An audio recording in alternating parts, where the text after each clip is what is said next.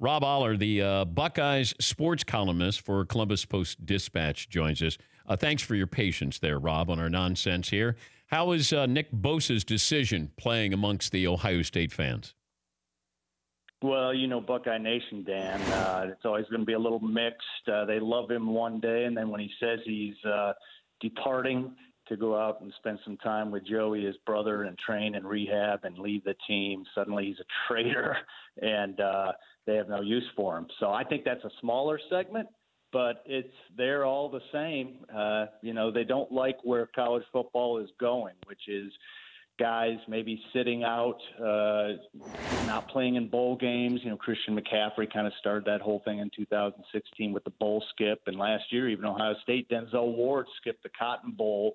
It hasn't hurt him too much. He's playing great for the Browns. So, yeah, so that's what's going on here. That it's all being lumped together. I think this might be a bit of a one-off. I mean, here's a guy that got injured, fairly serious injury, and he's just deciding to, you know what, go pro, and I can't blame him. That's what college is for, right? Start your career. But I'm trying to understand the seriousness of the core injury and to shut it down. When was he expected back? First question. And was he running any risk or more of a risk of re-injuring that? That's a great question. He actually, you know, this core muscle injury is sort of a new term for what we would call a sports hernia. It's essentially what it is, and it can be anything from pretty simple to pretty extreme. I talked to a doctor yesterday. He said he assumes that this is a pretty serious thing. But, you know, they weren't even going to look at him till November. So it was kind of a moot point anyhow that was going to be the reevaluation. So could he come back for, you know, say if they make the playoffs? Yes. I don't think he'd be 100%. So why come back if you're not going to be really the Nick Bosa that maybe was in the Heisman, you know, discussion?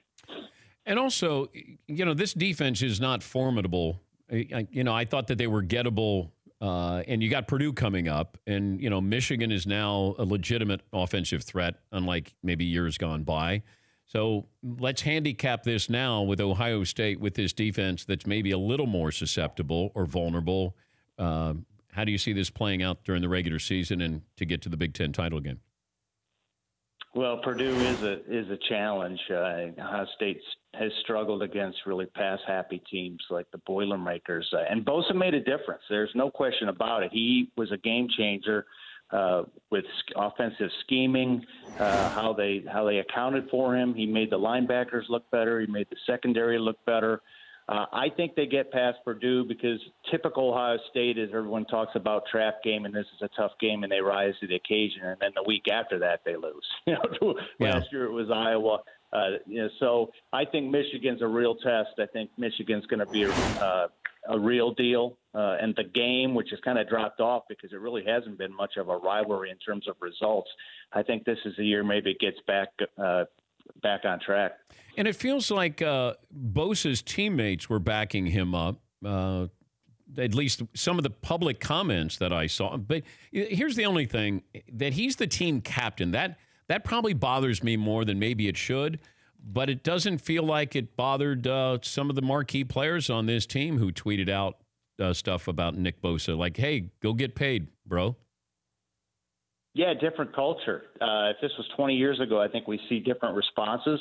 I think these guys all come to Ohio State now with the NFL in mind. Not that they always didn't before, but I think it's, you know, get yours. And, you know, James Franklin at Penn State made an interesting comment yesterday, which was he kind of hopes for the day when rehab centers, when guys can rehab at the school. And I think that's a whole other issue where, you know, I mean, Bosa feels like he has to leave Ohio State to get what he needs to get ready for the draft. What if every college had that? But that's down the road, and I'm not even sure what I think about that. You become, you know, just a whole different entity at that point of rehabbing guys for the NFL. But, yeah, I think the captain thing's a little bothersome, and I think that's what people are hooking into to be upset about. But, you know, he did hang around practice for a while, and now he's scooting off. So I think this will pass. As soon as Michigan week comes, this will be forgotten.